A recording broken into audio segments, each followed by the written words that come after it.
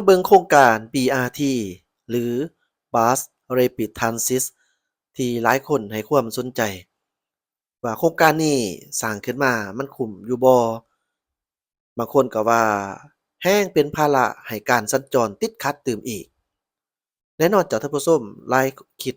หลายแง่มุมก็แตกต่างกันไปฉะนั้น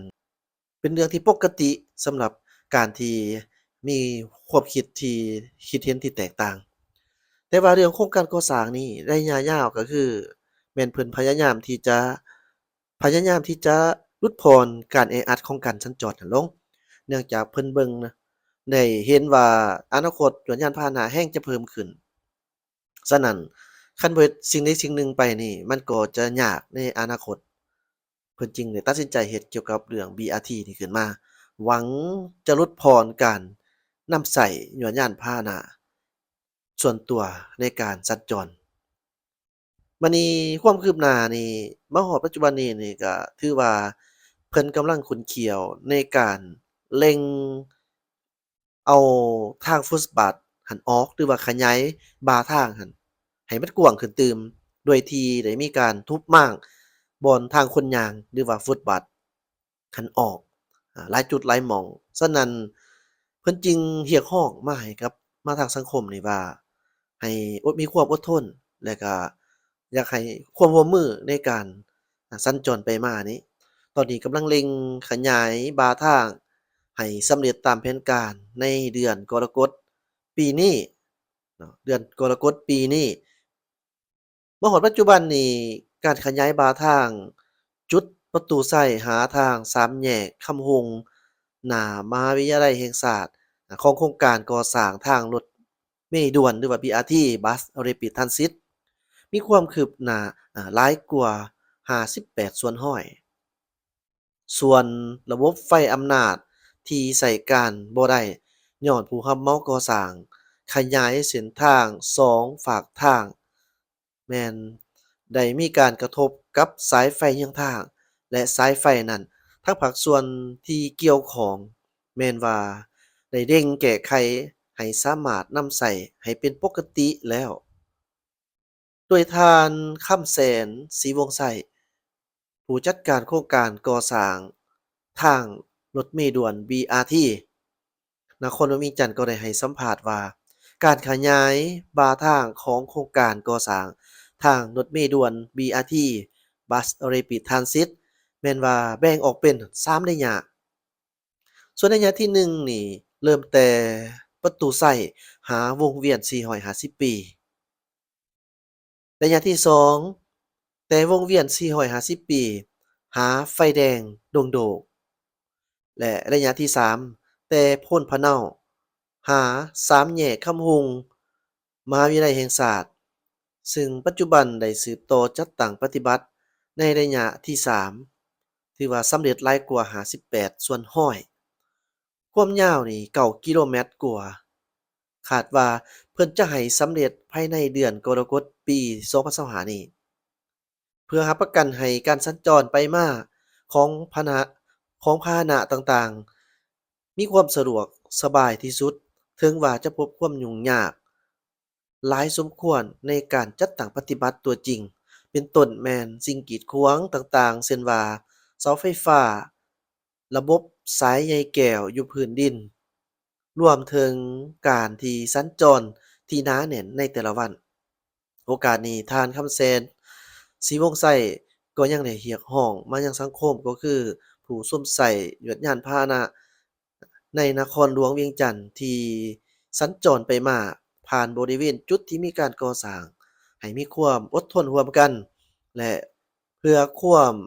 ระมัดระวังในการขับขี่ยานพาหนะเพื่อหลีกเลี่ยงการเกิดอุบัติเหตุที่อาจจะเกิดขึ้นได้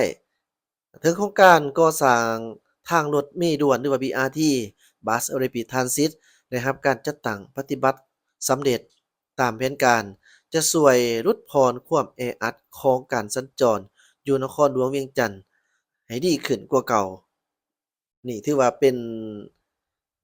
ท่านคำแสนเนาะศรีวงศ์ไส้ถือว่าเป็นผู้จัดการโครงการก่อสร้างทางรถเมล์ด่วนหรือว่า BRT หั้นล่ะเป็นผู้ เป็นผู้จัดการเนาะเจ้าเป็นผู้จัดการก็ได้ออกมาถึงมาฝากมาตอนถึงผู้ที่ใช้ยานยานพาหนะให้มีความอดทนเพิ่นว่ากำลังฮีบเร่งในการก่อสร้างกันอยู่ฉะนั้นแม่นไผที่ว่าเห็นว่า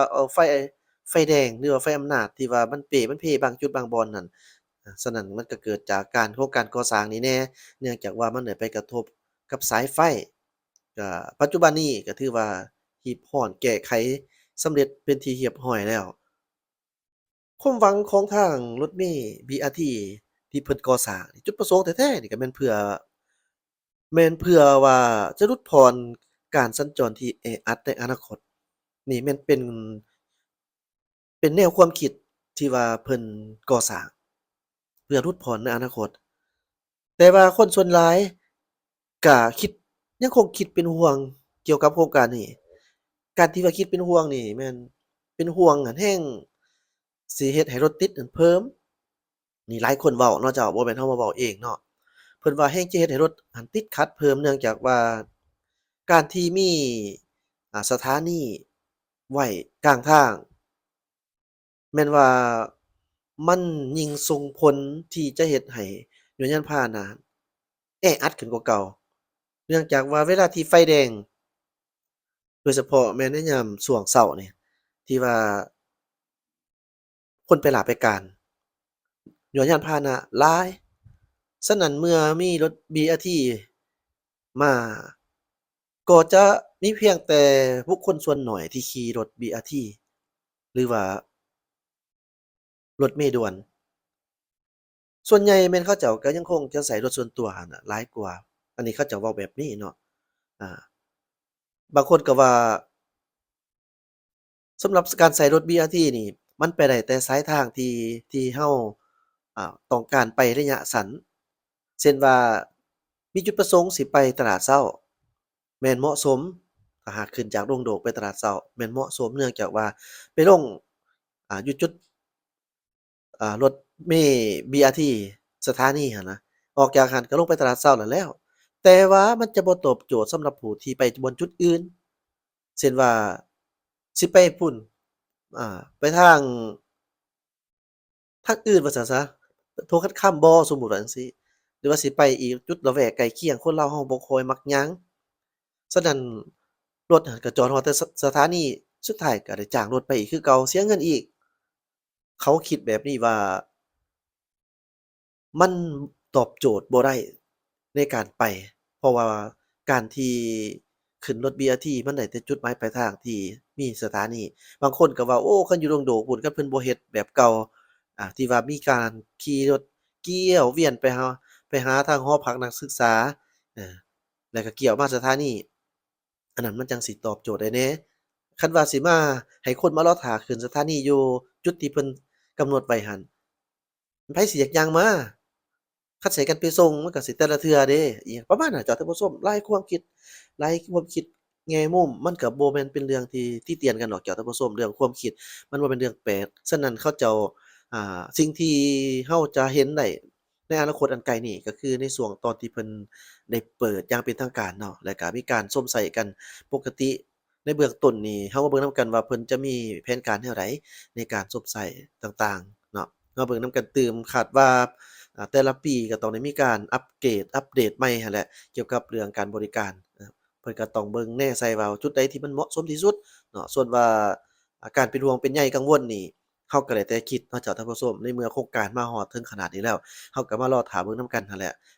ทางที่ดีที่สุดในตอนนี้เราก็คือให้ความร่วมมือเพิ่นในการที่ใช้รถใช้ถนนนั่นแหละเพื่ออ่าลดพรเกิดการเกิดอุบัติเหตุโดยเฉพาะแม่นหลีกเลี่ยงบ่ให้เราเกิดล่ะประมาณนั้นจ้ะท่านผู้ชมเนาะก็ระมัดระวังตื่นเจ้า